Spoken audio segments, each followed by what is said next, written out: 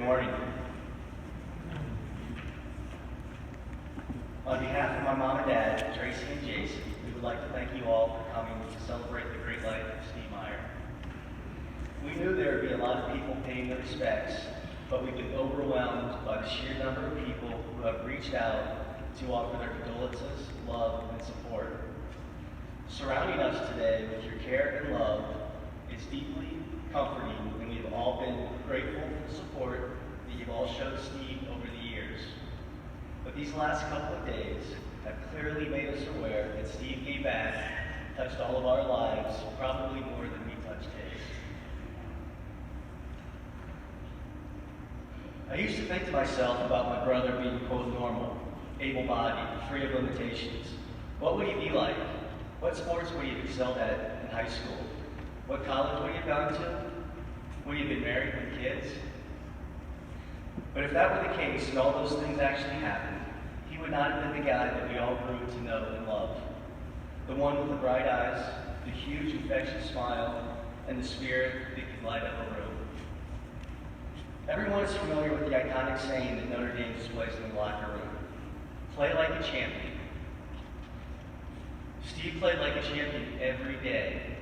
He had to overcome physical, mental, and emotional challenges each day of his life, more than any of us have ever faced, and probably more than we ever realized.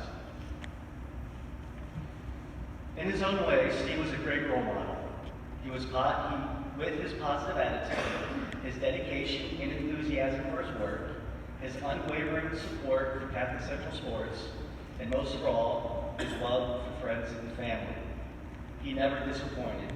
For 53 years, he truly was the love of our lives and the life of our parties. We all know Steve was a huge sports fan. Most of his favorite teams were competitive and winners at some point, except for maybe the Bengals. I really think he only supported the Bengals to keep my dad happy.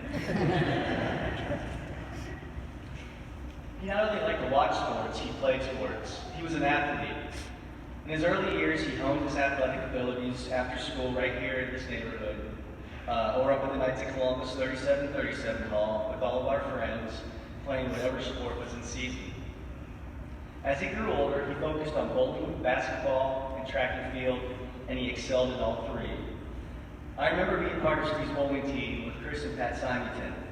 I say Steve's team because he was clearly the best bowler and he was the captain of our team.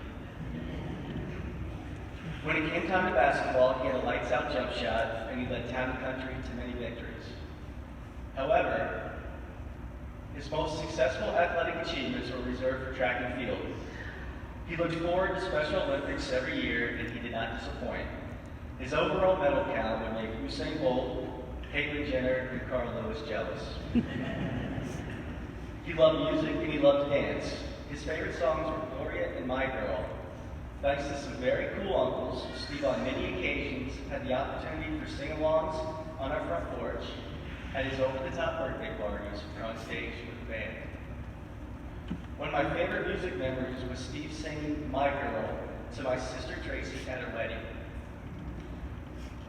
He was also quick to jump on the dance floor with any of the cousins, girlfriends, or spouses.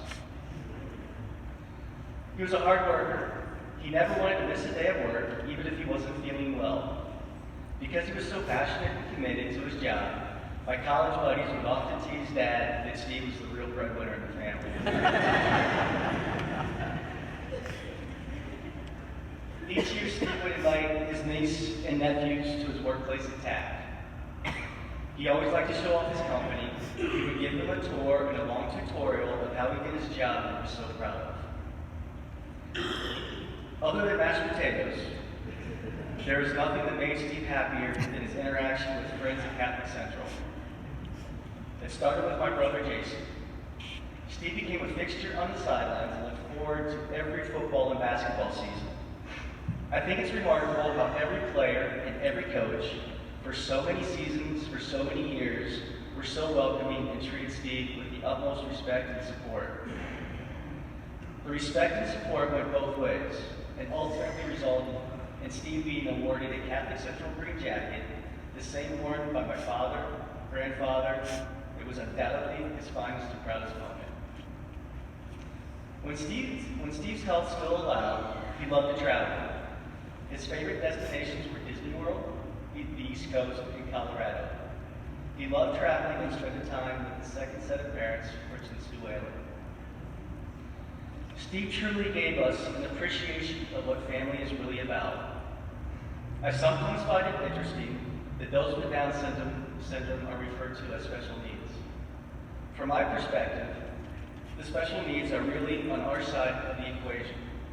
We need people like Steve to show us how to love unconditionally, how to shine the light of pure joy, how to identify what is truly important in life, and how to balance what we want, what we have, and what we actually need to be happy and fulfilled.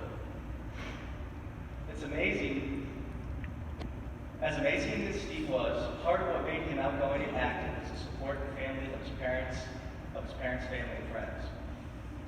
From the beginning, Steve's entire circle of family and friends were involved in Special Olympics. Steve could joke and take a joke. More often than not, Jason and I were greeted with an unexpected butt willy or a threat of a spontaneous wrestle. The latter was dangerous because he learned all his moves and smackdowns from watching WWF's WrestleMania. Although Steve played it cool with my dad Mike, who we referred to as Old Man of Baldy, he had a tight bond mostly through attending games and cheering on Catholic Central and Notre Dame. Then there was, as Steve called her, Mama, Mama, Mama. I mean, my mom, Patty. Where do I start? She, with the help of Dad, extended Steve's quality of life far more than anyone else could have. They shared a love for Disney, Christmas, and birthday parties. Patty was so much more than mom and caregiver. She was his biggest cheerleader in life. Steve was the greatest expression of what love can do. Steve was the oldest of 23 cousins, an uncle to 4 nephews, Mathis, Brock, Michael, and Jake, and to 1 niece, Ellie. All 2 were fair game for Wet Willies. He had the distinguished honor to be godfather to both Brock and Ellie.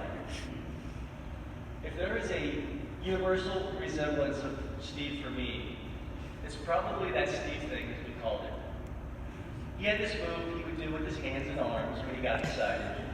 He kind of get him up here with his elbows at 90 degrees, and he would wiggle his fingers, and get him going as fast as he could. He would do this when he was on the edge of the seat during a nail-biting moment of a ball game, or if his bowling pin was heading towards the 10 pin and he knew his strike was coming. The first time I remember or noticed him doing this, he was watching Charlie's Angels. He was sitting on the floor right next to the TV, going to get as close as he possibly could get to the TV. Farrah Fawcett was sliding across the hood of her car. Steve's hands were flying a million miles an hour. I thought for sure he was going to put right into the TV screen. Before we say goodbye, let's give Steve one more salute. In a second, I'm going to ask you all to stand up, get your hands back behind your heads, and we're going to start wiggling our fingers. And on my 3 count, we're going to shout hooray for Steve. So if you could all please stand up. Let's get our arms back and start pulling our fingers. Get them going. This is great. 1, 2,